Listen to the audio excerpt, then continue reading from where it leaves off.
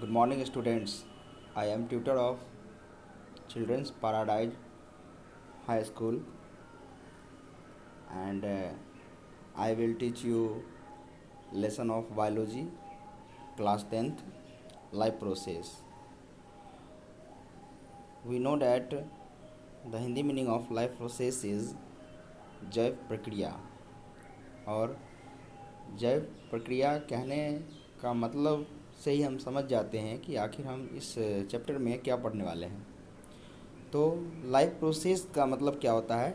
Define life process को अगर define किया जाए, the basic functions performed by organism to maintain their organised structure are called life process. कहने का मतलब ये है कि कोई भी ऑर्गेनाइज्ड स्ट्रक्चर है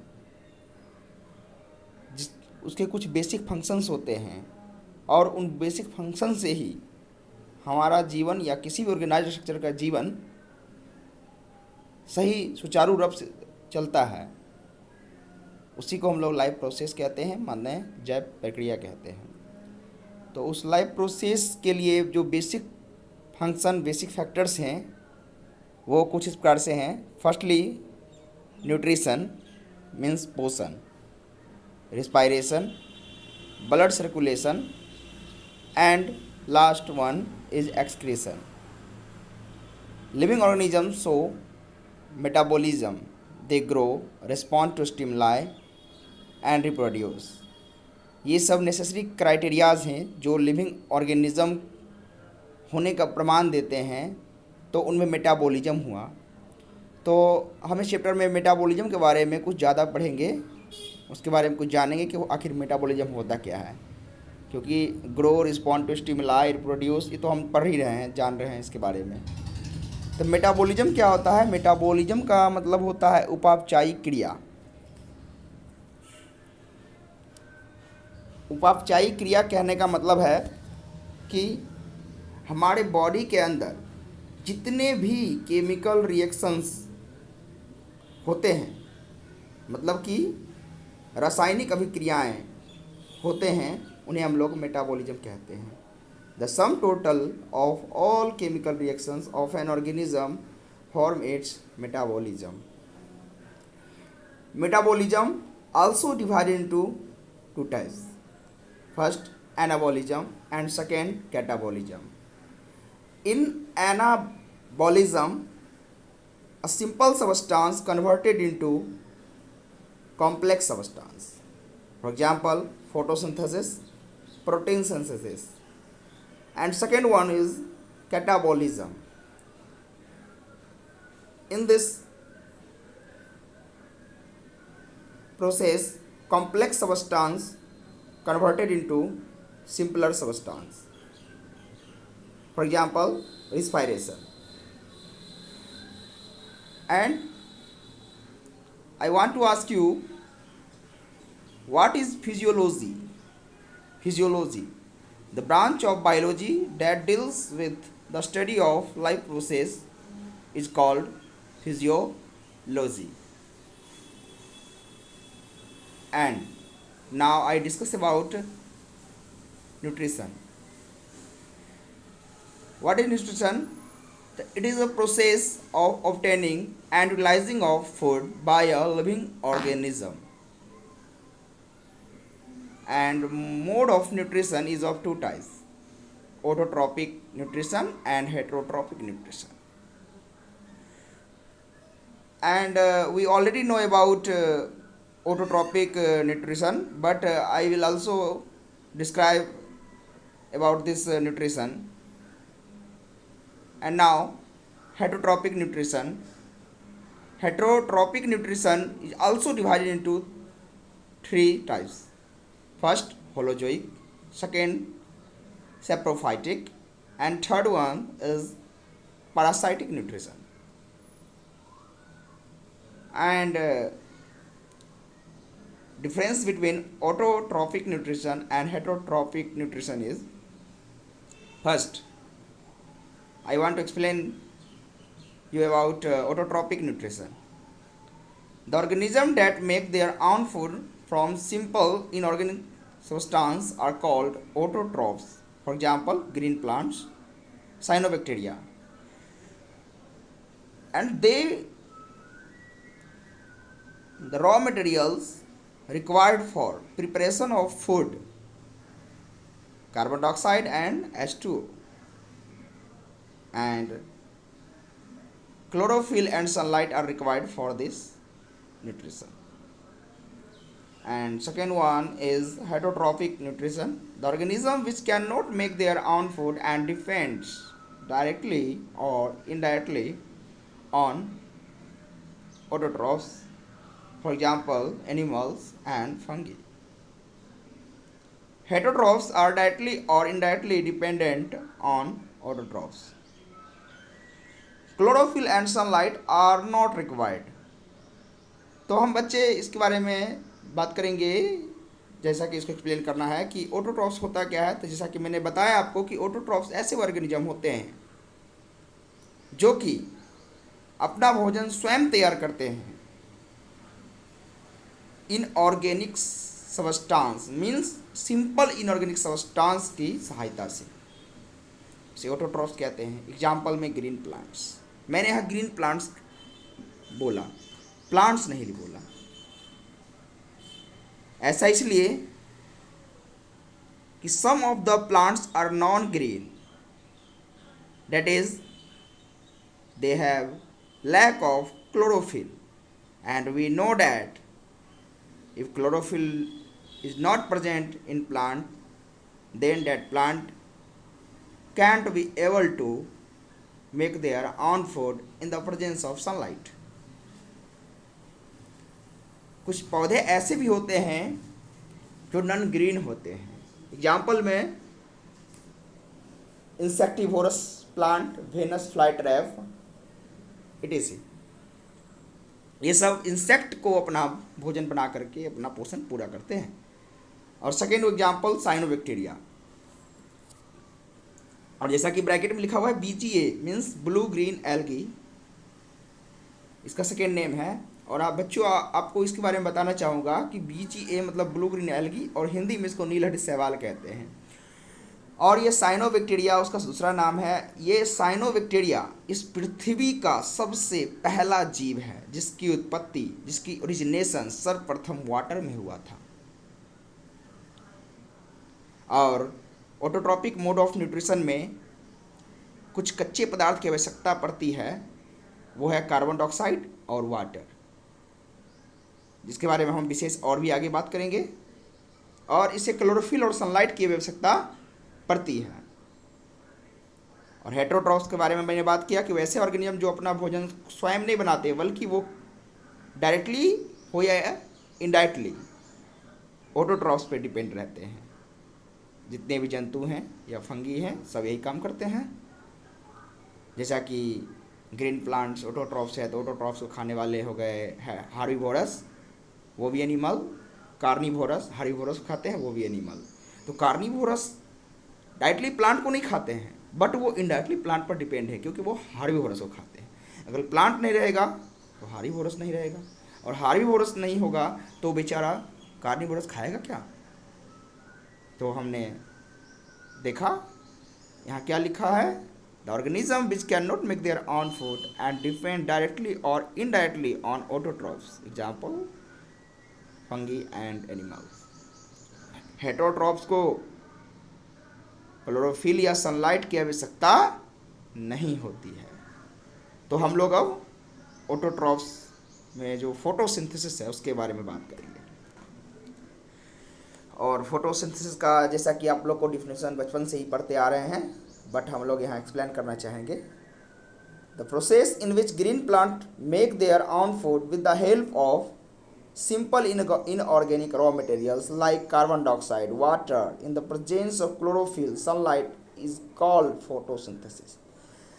फोटोसिंथेसिस ग्रीन प्लांट की वैसी प्रक्रिया है जिसके अंतर्गत हरे पौधे अपना भोजन स्वयं तैयार करते हैं कुछ रॉ मटेरियल की उपस्थिति में, जैसे कार्बन डाइऑक्साइड, जल और क्लोरोफिल और सूरज की प्रकाश की उपस्थिति में, जैसा कि हमने पीछे देखा।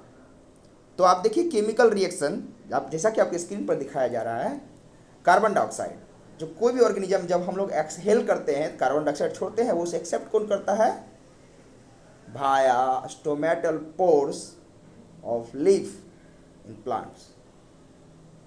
और वाटर जाइलम टिश्यू के द्वारा, via xylem tissue root absorb water and minerals from the soil and uptake to the plant of leaf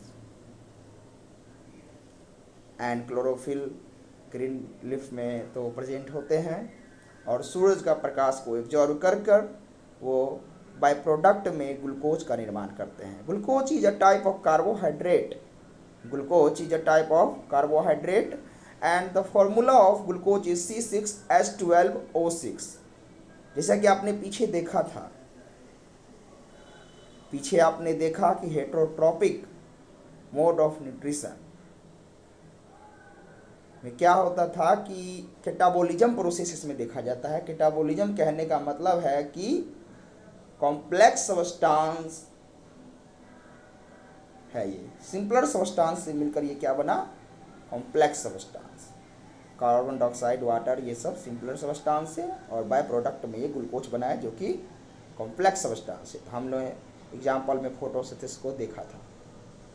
और फिर से वाटर ये बाहर निकाल रहा है जिसे हम लोग ट्रांसपिरेशन कहते हैं, वो जो कि लीफ से, मेनली लीफ है इसका भाग, जिससे लीफ से ये वाटर फिर से प्लांट बाहर निकलता है ताकि उसके बॉडी का टेम्परेचर मेंटेन रह सके। जिस तरह से हम लोगों में अगर गर्मी ज़्यादा होता है हमारे बॉडी में तो हम उसे अपने पसीना के रूप में उसे बाहर निकालते हैं, उसी प्रकार से पौधा भी जल को अपने बॉडी से बाहर निकालता है via leaf, via bark. That is called transpiration. The loss of water from the leaf of the plant into the atmosphere is called transpiration, is called transpiration. और oxygen and also oxygen gas released by plant, which is also evident for us, not only for us, every living organism. The following events occurs during this process। कुछ घटनाएं जो इस क्रिया के द्वारा होती है वो कुछ इस प्रकार से है। पहला, absorption of light energy by chlorophyll. Light energy का एब्जॉर्प्शन देख सकते हैं आप, इस पिक्चर में दिया गया है। जैसा कि हमने आपको बताया था कि जाइलम टिश्यू के द्वारा वाटर प्लस मिनरल इनटेक करता है जब रूट, और carbon dioxide diffuses through stomatal pores and sunlight absorb by chlorophyll. Water travel up xylem. Second one event is conversion of light energy into chemical energy and photolysis of water। जैसा कि हम जानते हैं कि energy can neither be created nor be destroyed but it convert into one form to another, law of conservation of energy। इसमें क्या होता है, आपने देखा कि फोटोसिंथेसिस में प्लांट लाइट को एब्जॉर्ब करता है, मतलब लाइट एनर्जी को एब्जॉर्ब करता है और उसे केमिकल एनर्जी में बदलता है, जैसा कि हमने ग्लूकोज देखा। और फोटोलाइसिस ऑफ वाटर, वाटर का फोटोलाइसिस होता है, मतलब कि लाइसिस मीन्स ब्रेक डाउन, और ब्रेक डाउन किसके प्रेजेंस में? तो लाइट के प्रेजेंस में। So that's why photolysis of water occurs in this process. Reduction of carbon dioxide to carbohydrate by using assimilatory power।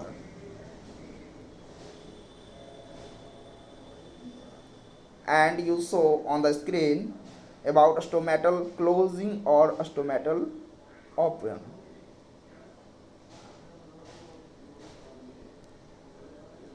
And now we'll discuss about heterotrophic nutrition। In this mode of nutrition, organism obtain ready-made organic food prepared by other organism। Heterotrophic साधारण सा ये उदाहरण है, definition है कि वैसे पोषण जो कि ऑर्गेनिज्म रेडीमेड ऑर्गेनिक फूड जो किसी दूसरे जीव के द्वारा बनाया गया है उसको डायरेक्ट ये ग्रहण करता है, उसको हेटरोट्रॉपिक मोड ऑफ न्यूट्रिशन कहते हैं। And also heterotrophic mode of nutrition divided into 3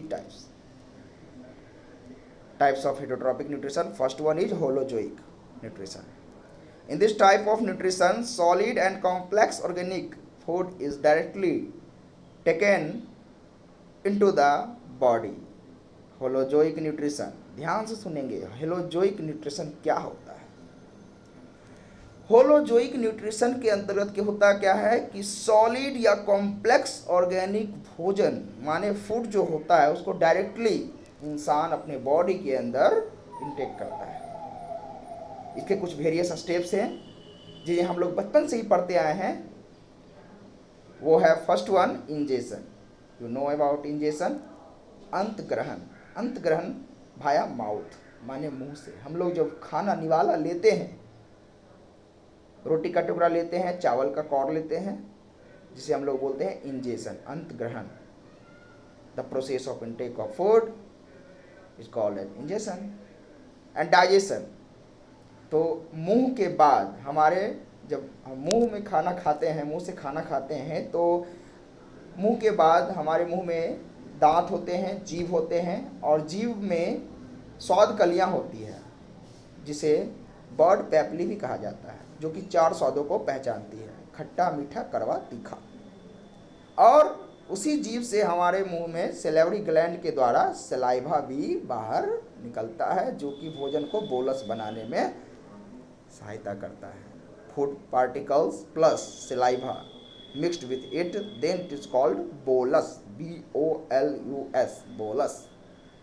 and मुंह के बाद, माउथ के बाद वो बोलस जो है हमारे ओइसोफेगस में जाता है, और ओइसोफेगस में उसका कोई पाचन का काम नहीं होता है। उसके बाद वो ओइसोफेगस से सीधे हमारे अमाशय यानी स्टोमक, जिसे हम लोग बेली भी कहते हैं, पेट कहते हैं, उसमें जाता है। और हमारा पेट, इंसान का पेट जो है वो जे शेप्ड का होता है।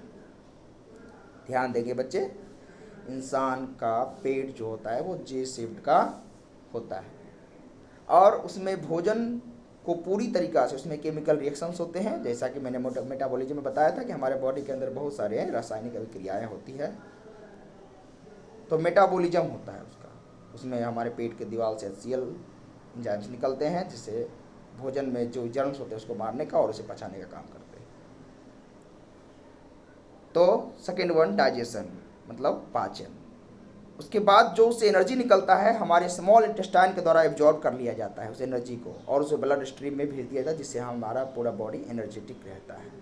फिर उसकी एसिमिलेशन होती है, जो भी अनडाइजेस्टेड फूड होते हैं एसिमिलेट होकर के लार्ज इंटेस्टाइन में चले जाते हैं, लार्ज इंटेस्टाइन के रेक्टम में। फिर रेक्टम से एनस, एनस का मतलब होता है मल द्वार, जो भी अनडाइजेस्टेड पार्टिकल्स होते हैं वो हमारे बॉडी के बाहर निकाल दिए जाते हैं भाया एनस। एनस मीन्स मल द्वार, जिधर से मल निकलता है, लैट्रिन पेशाब, जिसे उस प्रोसेस को बोलते हैं हम लोग इजेशन, EGSTION। इजेशन का दूसरा नाम एक्सक्रीशन भी कहते हैं, EXCRETION, एक्सक्रीशन। एक्सक्रीशन का हिंदी में हम लोग बोलते हैं उत्सर्जन। अब हम बात करेंगे nutrition in amoeba. The various steps involved in process of nutrition are ingestion. Amoeba ingest food with the help of pseudopodia. Pseudopodia, amoeba अपना भोजन ग्रहण करता है किसके द्वारा, तो सीडोपोडिया के द्वारा। सीडोपोडिया, सीडो मतलब क्या होता है, फॉल्स, पोडिया मतलब फुट। इंजेशन मतलब अमीबा जो है अपना भोजन ग्रहण करता है एक वैसे पैर से जिसका पैर का काम नहीं होता है, वह भोजन को ग्रहण करने का काम होता है, इसलिए इसे कहा गया सीडोपोडिया। इसका हिंदी होता है कुटपाद, क्या होता है, कुटपाद। Digestion, various enzymes from the cytoplasm enter into the food vacuole and break down into simple soluble molecule, and then absorption. The simple soluble food is absorbed by cytoplasm from food vacuole through the process of diffusion. Now आप देख सकते हैं इस picture में nucleus food particles की ओर किस तरह से अपने सीडोपोडिया के हेल्प से बढ़ रहा है आगे, और उसके अंदर वैक्यूल है जो कि वाटर लेवल को मेंटेन करता है इसके बॉडी के अंदर, और न्यूक्लियस है, हर सेल में न्यूक्लियस होता है। फूड का को ये इंजेक्शन किया, इंजेक्शन करने के बाद उसका डाइजेशन किया, डाइजेशन करने के बाद एब्जॉर्प्शन किया, एब्जॉर्प्शन जिससे कि उसे एनर्जी मिला, जिससे कि वो अपना ग्रोथ कर सके, और उसके बाद जो भी अनडाइजेस्टेड फूड थे फिर उसको इजेशन ऑफ अनडाइजेस्टेड फूड। देख सकते हैं लास्टली पिक्चर में आप। फिर एसिमिलेशन हुआ, cell amoeba cell obtain energy from the, assimilation means energy को ऑब्टेन कर लेना जो भोजन में मौजूद है, किसके थ्रू, तो रिस्पायरेशन के through. Amoeba cell obtain energy from the absorbed food through respiration. The energy is utilized by amoeba for its growth and life process. Egestion. When undigested food gets collected inside amoeba, its cell membrane rupture and throw out the it.